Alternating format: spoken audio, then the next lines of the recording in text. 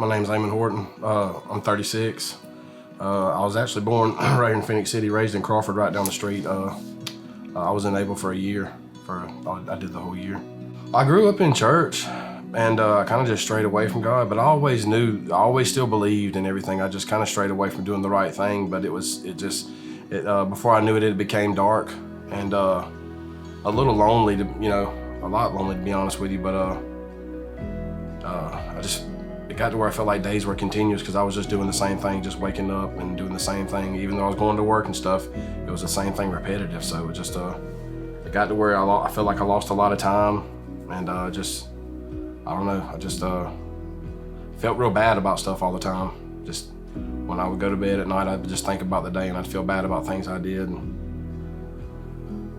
Lonely, even though my parents were right downstairs until I moved out the first time, it was just still lonely, you know what I mean? My sister was right down the hallway, I was still just lonely.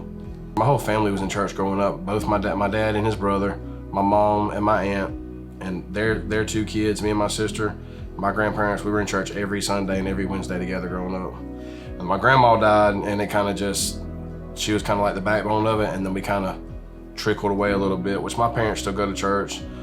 My uncle still goes to church, but it's not all together no more. And then I'd miss a Sunday here, and then it got to where I just trickled into not going.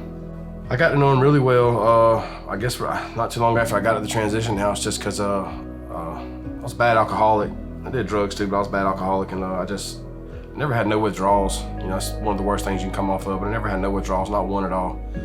Never really lost any sleep. They say it caused sleeplessness and all that, and I just prayed about that before, like from the first night I got there, I prayed about not having that pain and not going through that, you know what I mean? Because I was told it was the worst withdrawals you could go through, and I never felt any of that. I slept fine. And then as time went on, I prayed because my little girl and my little boy, they love me, I know, but I could see the way they would look at me when I was in my mess, you know what I mean? And the very first time I got to have them as a visit, I could see the difference. I felt the difference, you know what I mean? But I think it's because they could see the change in me that God was doing in me, you know what I mean? And that's when I really feel like I got to know him, so within my first 2 months at the transition house, that's when I felt like I really got to know him. I'm grateful for the relationship I have with my kids now and my parents, my mom and dad especially.